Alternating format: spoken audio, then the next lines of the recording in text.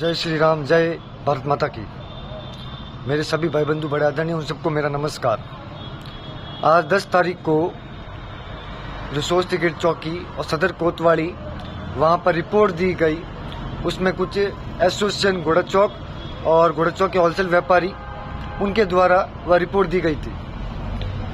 तो उस रिपोर्ट में विषय उनका यह लिखा गया कि यहाँ पर तोड़ फोड़, लूटपाट, आगजनी, दंगे इत्यादि कुछ भी हो सकता है, ये डरा धमका कर व्यापार बंद करवाने के बाबत। तो मेरा सभी भाई बंधु बड़े आदरणीय, उनके द्वारा यह विषय था। और हमारी जो मीटिंग थी वह कस्टमर कन्वेंस के हिसाब से रखी गई थी, क्योंकि आज जो मेन बाजार घोड़ा का चौक है वह सिर्फ होलसेल बाजार है। वहां पर सिर्फ सुनार आपस में लेती देती कर सकता है। उस घोड़ा चौक होलसेल बाजार में रिटेल व्यापार बहुत ज्यादा और भारी मात्रा में किया जा रहा है और काफी कस्टमरों के साथ धोखा भी किया जा रहा है।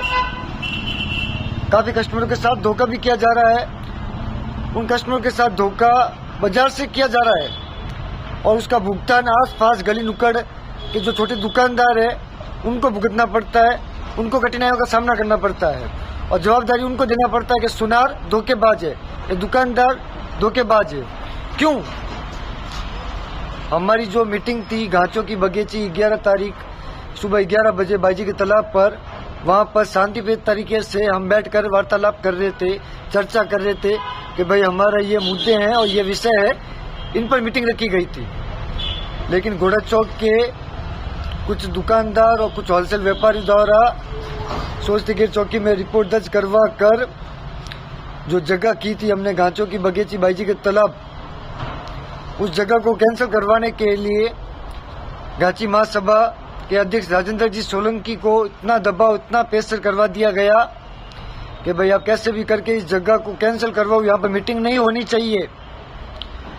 तो मुझे एक चीज बताए, इतना क्या भय हो गया, इतना क्या डर हो गया था इनको, जो इन्होंने ऐसी गिरवी हरकत की।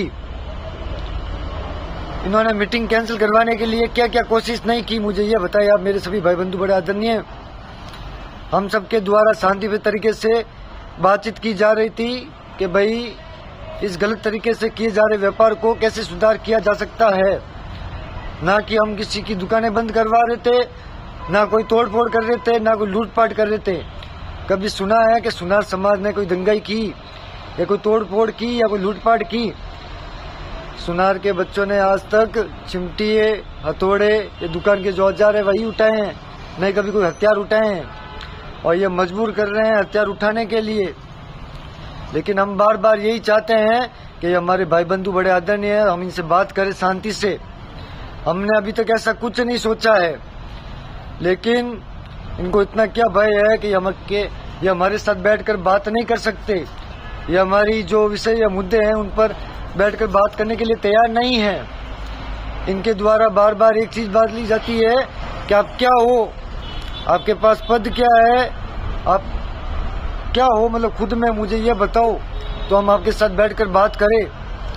हाँ, मानते हैं हम कुछ नहीं है, हमारे पास कोई पद वद नहीं है, नहीं हमें पद चाहिए, नहीं हम किसी पद के गुलाम हैं और नहीं कभी रहेंगे। हम सिर्फ एक छोटे दुकानदार हैं, जो हमारी हक की बात है, जो पूरे समाज, पूरे ज्वेलर्स भाई उनकी बात है, उस बात को रखने के लिए हम बाजार में घांचों की बगीची बाईजी के तालाब पर मीटिंग करने वाले थे। लेकिन आपके द्वारा उस मीटिंग को भी रोका गया। मैं तो ये पूछता हूँ, हमारे पास तो कुछ नहीं है, लेकिन आपके पास सब कुछ होता हुआ आप ऐसी चीजें क्यों कर रहे हो जिससे पूरा समाज शर्मसार हो रहा है। हम तो आप सभी से बात करने के लिए हमेशा तैयार थे और तैयार हैं, लेकिन आप ही हमसे बात करने के लिए तैयार नहीं हैं।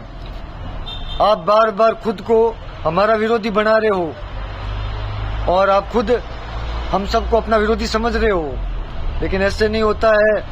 आप भी हमारे भाई बंधु बड़े आदरणीय हैं, आप हमारी बात को समझे। हम कोई गलत काम नहीं कर रहे हैं, ये हमारे गलत मुद्दे या गलत विषय नहीं है। हमारी लड़ाई किसी से व्यक्तिगत नहीं है, हमारी लड़ाई है तो सिर्फ उससे जो गलत तरीके से व्यापार कर रहा है उससे।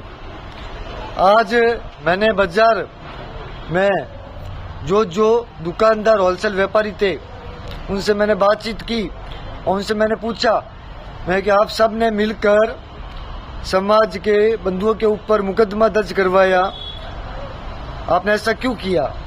आपको क्या समाज दंगई वाला लगता है? ये समाज के जो भाई बंधु बड़े आदरणीय थे, जो बाहर से आने वाले थे, ये जोधपुर के आसपास जो दुकानदार वो आने वाले थे, वो दंगा करने वाले बदमाश थे?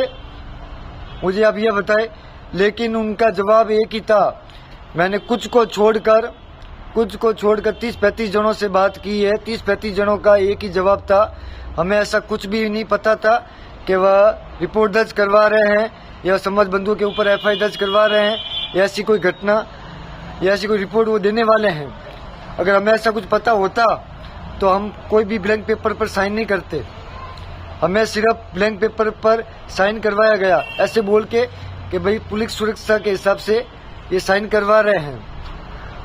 और जो भी 30-35 जनों ने साइन किया उस सबको भ्रम में रखा गया, उन सबको धोखे में रखकर साइन करवाए गए। अगर किसी भी भाई बंधु को, किसी भी व्यापारी को इस बात का सबूत चाहिए, इस बात का प्रूफ चाहिए तो मैं दे सकता हूँ। सिर्फ बाजार के 5-7-10 व्यापारी है जो चाहते नहीं है शुरुआत से कि वह होलसेल के साथ रिटेल बंद करे, वह सिर्फ होलसेल करे। लेकिन वह यही चाहते हैं कि होलसेल और रिटेल दोनों व्यापार एक साथ करे, क्योंकि उन्होंने अपने पैसों को समाज से ज़्यादा समझ लिया है। उन्होंने ये समझ लिया कि हमारा पैसा ही सब कुछ है, समाज कुछ नहीं है, समाज के जो भाई बंधु वह कुछ नहीं है, और जो भी है जो हम सब कुछ है, हमारे आगे कोई भी कुछ नहीं है।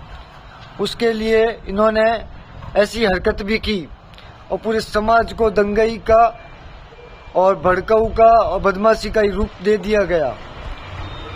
मेरे सभी भाई बंधु ज्वेलर्स भाई जो आसपास गली नुक्कड़ गांव शहर जितने भी हैं, आज ये आग जोधपुर के आसपास में लगी हुई है या जोधपुर में लगी हुई है, लेकिन धीरे धीरे करते हुए हर गांव तक, हर उस शहर तक, हर उस कोने तक जहां ज्वेलर्स भाई की दुकानें हैं वहां तक ये आग फैल जाएगी और उन सभी को इस तरीके से व्यापार करना कठिन हो जाएगा।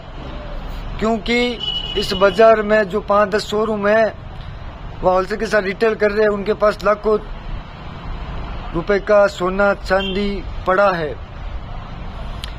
खूब तरीके की डिजाइनें पड़ी है, खूब तरीके के आइटम पड़े हैं अलग अलग तरीके के।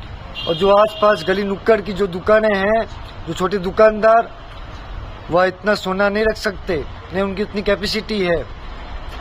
वह सिर्फ अपने छोटे दुकान को, छोटे जो भी अपने पास जितने भी आइटम हैं या जितना भी स्टॉक है उस हिसाब से वो चलते हैं, और बाकी का जो भी काम होता है वह ग्राहक का ऑर्डर पर लेकर करते हैं। और आज की तारीख में जो ग्राहक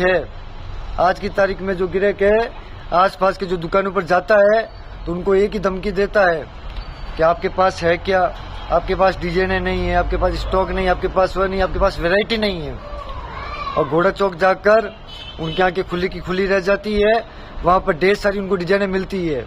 लेकिन उन ग्राहकों के साथ भी धोखा किया जा रहा है बाजार में, उन ग्राहकों के साथ भी धोखा किया जा रहा है काफ़ी तरह से।